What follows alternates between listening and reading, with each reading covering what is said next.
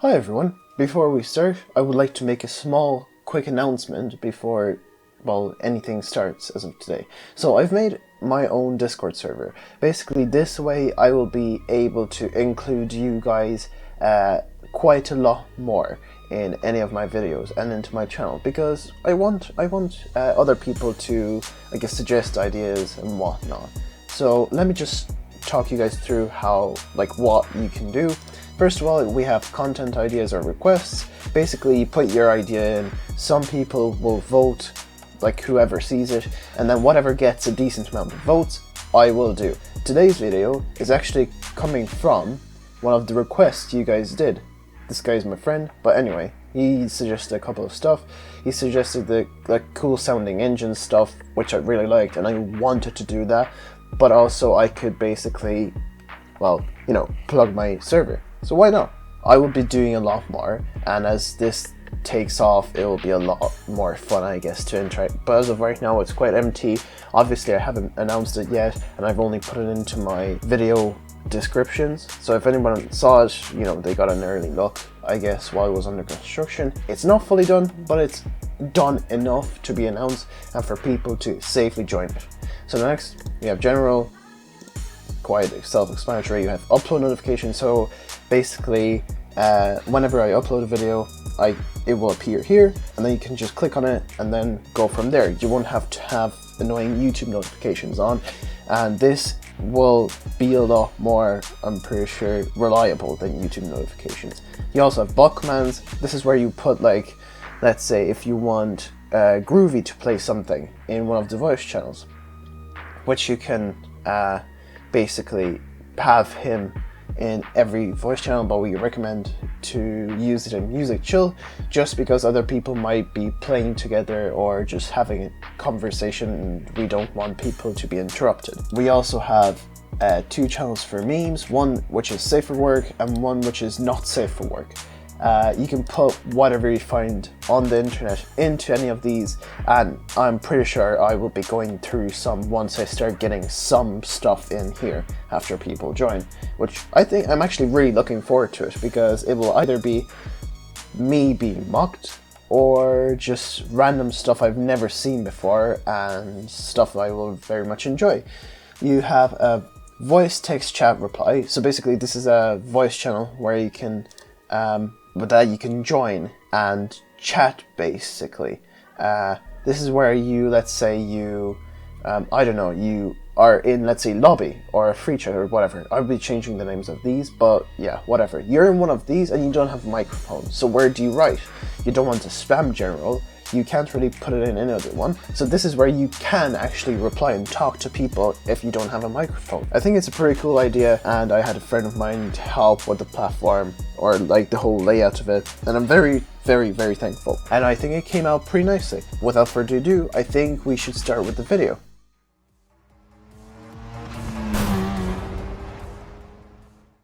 So as I said, today's video idea comes from the server, so let me tell you how I will be, I guess, doing this. So basically, these videos will be about top luxury cars on a budget.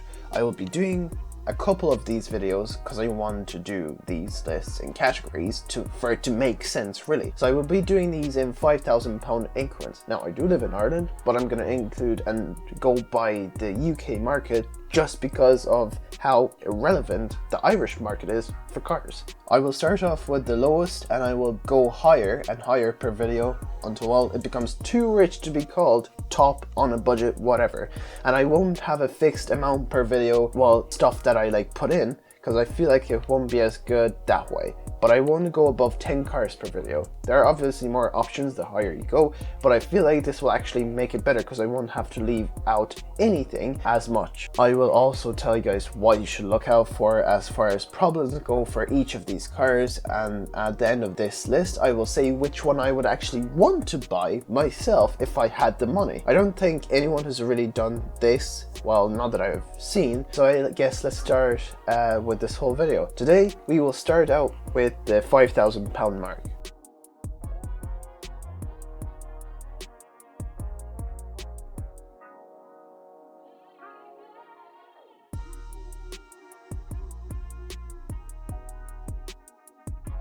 So let's see. So I was able to find a couple, like these are, you know, older, but this is where I say like 2005, 2006, maybe 2007, but I'm just not really sure about these. These are a couple that looked half decent and that looked to be in all right condition with not outrageous mileage and not fully beaten up really. So I think it's possible to find a decent one, but it's just hard, especially when it comes to Jaguar. But I guess I mean, this is all I could find really. Some problems to look out for. The XJ's air suspension has been known to give problems. Compressors have a relatively short service life and cost around £300 to replace. Shock absorbers also give way, though less regularly. XJs are renowned for suffering from corrosion, which is quite a feat given that they're made from aluminium. The problem is thought to be the steel rivets which bind the aluminium body together. The interaction of the two metals create corrosion in the aluminium panels, which is already affecting some cars and can cause some problems further down the road. These cars can mechanically be reasonably reliable, however the complex electronics in these cars can create issues, and I feel like these people sell those for the electronics to be too costly to fix, not worth it, or because they have a high amount of corrosion. Right, so next on my list is the Volvo Xc90 made from 2002 to 2015. You can find 2006 to 2010 cars, which is a decent selection. So here are a couple that I found. This looks to be in decent condition as well, not outrageous miles, and it's a 2010. There's another one that I find a bit questionable because the guy didn't even put up the year, and I looked it up and it was like 2005 or 2006, I'm not sure, and it has quite a lot of miles, but this one isn't really worth it. Like it's the same, it costs the same as this other one that I saw. And this has a full history with 10 stamps and a bit less mileage, and it's not as old. So actually I would probably go for this, and this is the all-wheel drive version. You can find, yeah, there's a decent selection I guess, but it's not bad. I would actually don't mind having this. Like you can find older ones that are like 1,500 quid and 2003. But they have outrageous mileage, like 230,000 miles. Like that is a fair amount, like I won't lie, that's quite a bit. But I constantly see some with like 150,000 to 174,000, 150, nearly 200, 180. In my eyes, if you can find something like this with not much mileage, there's still a decent amount of life left in this car, and for 5,000 quid, this is actually really, really nice, and I think I would actually somewhat recommend it. These cars are generally very, very well built, so when you buy these, especially the 4x4 versions, if you see suspiciously big panel gaps or any signs of damage caused by off-roading or off-road use, look underneath, look at the bumpers, especially the corners at the front, and ensure that the door mirrors adjust properly, and watch for any cracks in the reflective glass. Also, if you get the automatic version, look for the car badged Geartronic. A couple of small things. A few owners have reported gearbox problems at relatively low mileage, which is like less than 30,000 miles or stuff like that. And the injectors on the diesels also fail sometimes. The latter problem can cost £1,200 to fix. So if a diesel XC90 is reluctant to start, or if it starts to not accelerate when stomping on the accelerator, just walk away. Like, you don't want to get in that game, really. This car was also subject to a few recalls, so if you do consider a car, figure out what recalls would be relevant to that particular car and see how much of it was done and completed. Next on my list is the Mercedes-Benz CLS from 2005 to 2010. You can basically find any year of these cars, as the resale value of these are absolutely garbage. But then again, this goes for all of these cars, so yeah, and I mean, it's not like it matters. I was able to find some decently shaped ones actually, like this one. This is a full service history, doesn't have outrageous mileage, and it's a diesel. And from the outside it looks to be in decent condition. So yeah, I actually always had a soft spot for CLSs, and I really, really like them. So actually this would not be that bad. Funny enough, this is actually one of the more, this has 92,000 miles. The other one had 70, 3,500. So I would actually maybe go for this one over this. But yeah, there are quite a bit of selection like to go from. Like there are some that go for 4,300, 3,250, 3.5 grand. Although I would probably stay away from them just because of how well, at times beaten up these cars can be. But yeah, I mean, I guess as long as you don't go for something outrageously cheap and it doesn't have like a lot of miles, like let's say this one, and you can find some of these, which are actually, this looks to be in pretty nice condition. I would actually go for this. This is actually not that bad. Yeah, I would actually really recommend this. This is not bad. A few small things. Cars built before the end of 2005 were subject to a recall to adjust the brake system. So if you're looking for one of these, make sure the work has been carried out. That just says how much the owner kind of, you know, took care of the car. If they didn't give a shit, they wouldn't really do the recall. The problem also affected the 2002 to 2009 E-Class saloon, the model on which the CLS is based. And the car has been far from Mercedes-Benz's most reliable cars, which is why I left it out, and also the CLS is better and costs about the same, so yeah, I didn't feel like the need to include it in this list. There have been electrical problems, so ensure that all of the many gadgets in the CLS are working correctly, because if anything, that can become very costly very quickly. Interior build quality has also been an issue in the E-Class, but the CLS is generally better in this regard. So, you know, it's a win-win. Again, another reason why I didn't include the E-Class. Next on my list is the BMW 7 Series from 2001 to 2008. You can again find all years of these cars at this price range. I have found a couple of decent examples, like this one actually looks half decent in all fairness. Like it doesn't look banged up from the inside as well. I mean it has been somewhat used, but it actually looks to be very, very decent from the inside. Like there's no rips, which kind of tells you that the owner probably took really good care of it. However, it does have a decent amount of miles, but if they're highway miles, it's not that bad actually. And this one has 81,000 miles, and it looks to be in just as nice of a condition, to be honest. Like look at the front seats. These are actually, this actually looks to be actually like a bit different, but also quite nice as well, which again shows that if the person did take care of the car, they wouldn't be, you know, be really reluctant to, you know, clean it out, hoover it, take care of any dents, bangs. And again, this doesn't look to be very scratched up in any way. Like any other, let me say a couple about this car. Lots of people were reporting transmission issues for the 750i, and not just small issues. There was a guy saying that basically it would just shift into park whenever he got into it to drive the car. There were reports of also the iDrive system just failing and not working, also head gaskets, valve stem seals, and anything along of that nature goes along with this. But this is my favorite from all of these. It will get you there, but won't bring you back. And I'm pretty sure I made my point, and that just sums it up, really. One reason I included this, because it's a really luxurious car, just not known for reliability, well, in any way whatsoever. So, not looking good for BMW, is it? Like, in whatsoever.